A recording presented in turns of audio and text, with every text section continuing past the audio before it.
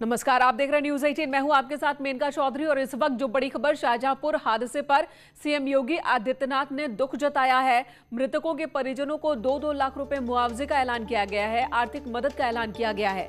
अधिकारियों को राहत काम के निर्देश भी सीएम ने दिए। ट्रेन और ट्रक के बीच टक्कर हुई थी, 5 लोगों की इस हादसे में जान चली गई। सिग्नल तोड़ती हुई निकल गई थी ट्रेन। कटरा के हुलासनगर रेलवे फाटक के पास यह हादसा हुआ, जहां पर सिग्नल तोड़ती हुई ट्रेन आगे बढ़ी और फिर ट्रक जो उस वक्त ट्रैक को क्रॉस करने की कोशिश कर रहा था, उस ट्रक को टक्कर मार देती है ट्रेन। एक बाइक भी टक्कर होती है, बाइक के भी, और इस हादसे में 5 लोगों की अब तक जान चली गई है। 2 लोग घायल हैं, दोनों को ही हॉस्पिटल में भर्ती कराया गया है। दीप हमारे सहयोगी इस वक्त हमारे साथ मौजूद हैं। दीप, और क्या अपडेट है आपके पास? जो 2 लोग घायल हैं वो कौन है, उनकी स्थिति कैसी है? इनका मैं दर्शकों को बताना चाहूंगा कि इस हादसे में 5 लोगों की मौत हुई है, जिसमें एक छोटा बच्चा भी है।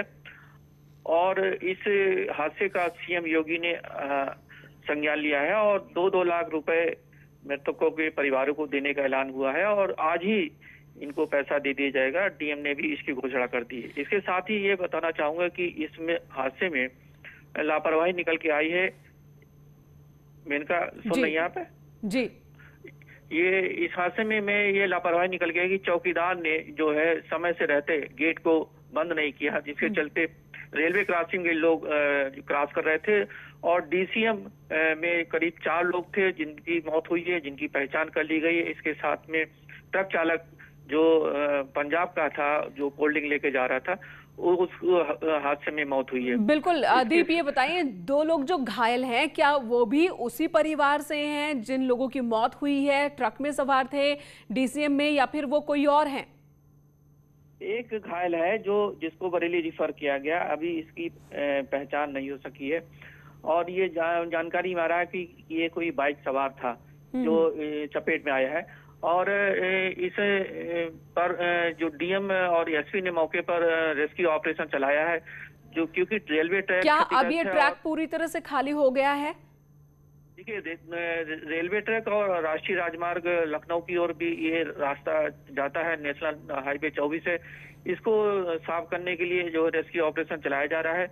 रेलवे ट्रैक और इंजन जो है वो क्षतिग्रस्त हुआ है और इसको जो है जी दीप, इस वक्त रोकेंगे आपको। धन्यवाद पूरी जानकारी देने के लिए। रेलवे ट्रैक और इंजन क्षतिग्रस्त और इस वक्त रेस्क्यू का काम मौके पर चल रहा है। 5 लोगों की जान चली गई है और आर्थिक मुआवजे का ऐलान मुख्यमंत्री की ओर से किया गया है जो पीड़ित हैं उनके परिवारों को।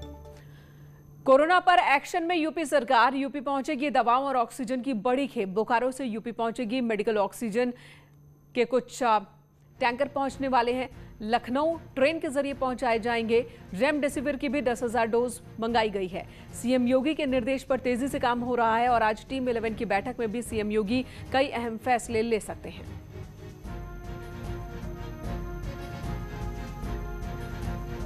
तो ट्रेन से लखनऊ पहुंचेंगे ऑक्सीजन के टैंकर। ऑक्सीजन की कमी की शिकायत कई अलग अलग हॉस्पिटल से आ रही थी। लखनऊ में एक हॉस्पिटल ने बकायदा नोटिस चिपका दिया था कि उनके पास अब ऑक्सीजन नहीं है, जिसके बाद अफरा तफरी मच गई थी और तीमारदार ये आरोप लगा रहे थे कि उनके मरीजों को जबरदस्ती हॉस्पिटल से बाहर निकाला जा रहा है। कहा जा रहा है कि आप लेकर जाइए अपने मरीज को किसी भी तरीके से, क्योंकि ऑक्सीजन नहीं है यहाँ पर।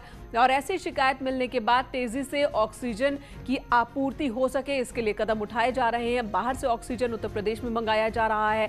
बोकारो से, झारखंड के बोकारो से ट्रेन के जरिए ऑक्सीजन टैंकर्स की एक खेप पहुंच रही है और साथ ही दूसरी तरफ रेमडेसिविर की कमी ना हो, इस पर भी नजर बनी हुई है सरकार की।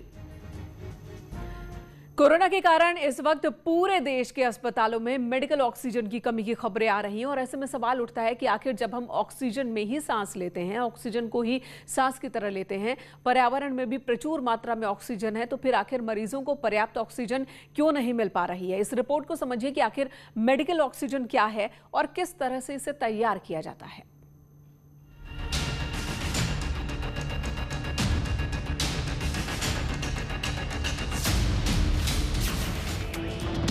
कोरोना महामारी से इस वक्त पूरे देश का मेडिकल सिस्टम जूझ रहा है। सबसे ज्यादा समस्या मेडिकल ऑक्सीजन की है। कई अस्पतालों में मेडिकल ऑक्सीजन की कमी के कारण स्थिति बेहद गंभीर बनी हुई है। ऐसे में ये जानना जरूरी है कि आखिर ये मेडिकल ऑक्सीजन क्या है। और कैसे तैयार होती है। ये जानने के लिए न्यूज 18 की टीम चंदौली के दीनदयाल नगर में प्राकृतिक हवा से तैयार किए जा रहे मेडिकल ऑक्सीजन प्लांट पहुंची। यहाँ के टेक्निकल मैनेजर के मुताबिक इस प्लांट में हवा से ऑक्सीजन को अलग कर मेडिकल ऑक्सीजन तैयार किया जाता है।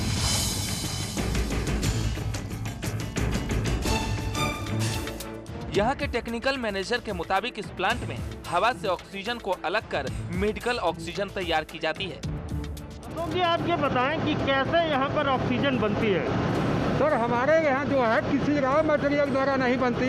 हम एटमॉस्फेयर से एटमॉस्फेरिक एयर को कैच करके मेरे यहाँ कंप्रेसर द्वारा कंप्रेस करते हैं, जो फिल्टर से लगा कर हम ले जाते हैं। और मेरा स्टेज 4th स्टेज से है। फर्स्ट से सेकेंड से थर्ड और थर्ड से फोर्थ से होते हुए हम अपने एयर को आगे बढ़ाते हुए कूलिंग टावर में ले जाते हैं, जिसका फंक्शन है एयर को चिल्ड करना, ठंडा करना। उसके बाद हम एयर को आगे बढ़ाकर मास्टर सेपरेटर में ले जाते हैं, जहाँ की हवा में जो मास्टर बचा हो उसको हम ऑब्जर्व करके वहाँ ड्रेन वाल्व द्वारा आउट कर देते हैं, बाहर कर देते हैं। फिर अब हम अपने एयर को आगे ले जाते हुए नाइट्रोजन कूलर में ले जाते हैं, जिसका फंक्शन है कि हम अपने एयर के टेम्परेचर को माइनस में ले जाते हैं। वही प्रक्रिया लाइन द्वारा आगे बढ़ाकर हमारे यहाँ एक ड्रायर लगा हुआ है, जिसका फंक्शन है कि CO2 को ऑब्जर्व कर लेना। दरअसल जिस हवा में हम सांस लेते हैं उसमें ऑक्सीजन की मात्रा 21% होती है। इस ऑक्सीजन को प्लांट में एयर सेपरेशन की तकनीक से हवा से अलग कर सिलेंडर में स्टोर किया जाता है। इसलिए हम CO2 को ऑब्जर्व करके बाहर निकाल देते हैं। बाकी हम एयर को अपने कॉलम के अंदर ले जाते हैं, जहां उसको -183 तक चिल्ड करते हैं, क्योंकि यह लिक्विडिफिकेशन ऑक्सीजन का है। जब वो उतना चिल्ड हो जाता है तो लिक्विड रूप में हो जाता है। हम लिक्विड को अपने कंडेंसर में स्टोर करते हैं। जब वो स्टोर हो जाता है तो मेरे गैस द्वारा मालूम हो जाता है कि स्टोर पूरा हो गया है, और वहाँ से हम लैक्स पंप लगा हुआ है जो कि कंप्रेस करते हैं, जो लिक्विड जो है गैस फॉर्म में कन्वर्ट हो जाता है, और वहीं से हम लाइन द्वारा गैस जो है अपने फिलिंग स्टेशन में भेजते हैं, जहाँ की 2 वाल्व लगे हुए हैं। 21 की फिलिंग है, एक तरफ हो जाता है तो दूसरे तरफ बंद करके दूसरे तरफ हम खोलते हैं। यही प्रक्रिया हमारे यहाँ अनवरत चलती रहती है। कई चरणों से गुजरने के बाद इस प्लांट में प्राकृतिक हवा से ऑक्सीजन को अलग कर टैंकर में भरकर अस्पताल पहुंचा दिया जाता है, जिसे अस्पताल में मरीजों तक पहुंच रहे पाइप से जोड़ दिया जाता है। हालांकि हर अस्पताल में ये सुविधा नहीं होती। ऐसे में मेडिकल ऑक्सीजन को सिलेंडर में भरकर सीधे मरीज के बेड तक पहुंचाया जाता है। ये जो प्लांट है आपको बता दें इंडियन एयर गैसेस का, इनका 600 से 700 सिलेंडर डेली के उत्पादन की क्षमता है, और पूरी ताकत से ये लोग यहाँ ऑक्सीजन बना रहे हैं। और कोविड-19 के जो नियम बनाए हैं शासन प्रशासन से, उसके थ्रू तमाम हॉस्पिटल्स और पेशेंट प्रिस्क्रिप्शन के बाद ही यहाँ से ये सिलेंडर सप्लाई हो रहे हैं। तो हम ये आपको दिखाने का प्रयास कर रहे हैं कि ऑक्सीजन कैसे बनती है और कैसे जो जीवन रक्षक ये गैस है वो कैसे लोगों तक पहुंच रही है। ये पूरी प्रक्रिया हम आपको यहाँ से दिखाने का प्रयास कर रहे हैं। चंदौली से न्यूज़ 18 के लिए नितिन गोस्वामी। इधर डिप्टी सीएम दिनेश शर्मा और उनकी पत्नी भी कोरोना पॉजिटिव हैं। दिनेश शर्मा ने ट्वीट कर ये जानकारी दी। उन्होंने ट्वीट कर लिखा कि मेरी और मेरी पत्नी की कोरोना रिपोर्ट पॉजिटिव आई है। हम अपने आप को होम आइसोलेशन में करके चिकित्सकों के परामर्श का पूरी तरह से पालन कर रहे हैं। मेरा आग्रह है कि पिछले कुछ दिनों में जो लोग मेरे संपर्क में आए हैं वो भी अपनी जांच करा लें और कोविड गाइडलाइंस का अनुपालन करें।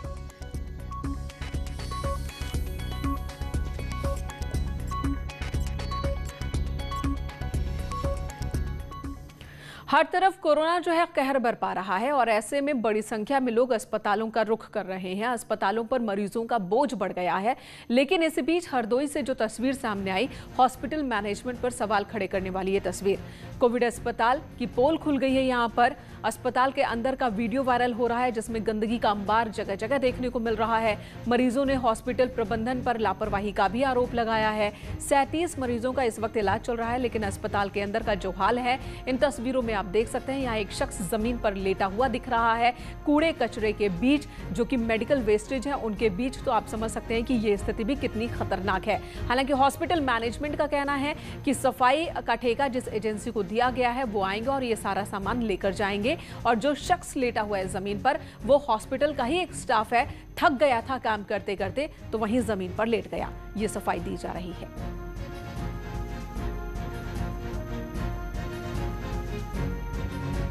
वीडियो दिख रहे हैं वो गंदगी के पैकेट्स हैं जो अंदर से साफ करके गैलरी में रखे गए हैं। उसके बाद ये पैकेट्स उठ करके वहाँ जाते हैं जहाँ डिसइंफेक्शन होता है, डिसइंफेक्ट किया जाता है, वो एजेंसी ले जाती है, वो समय पे आती है, गाड़ी से लेके चली जाती है। वहाँ एक आदमी लेटा हुआ है जो हमारे यहाँ का ही एक बुजुर्ग था, वो थोड़ा सा थक गया था तो लेट गया था। उत्तरकाशी में कल देर शाम से शुरू हुई बारिश और बर्फबारी का सिलसिला अब भी जारी है। बारिश और बर्फबारी की वजह से तापमान में तो गिरावट दर्ज की गई है, जिससे लोगों को गर्मी से राहत मिली है। लेकिन अप्रैल महीने में इस बार की ये दूसरी बर्फबारी और इस बर्फबारी से सेब काश्तकारों को मायूसी हो रही है। उनका कहना है कि इस सीजन में हो रही बर्फबारी सेब के उत्पादन के लिए अच्छा नहीं है।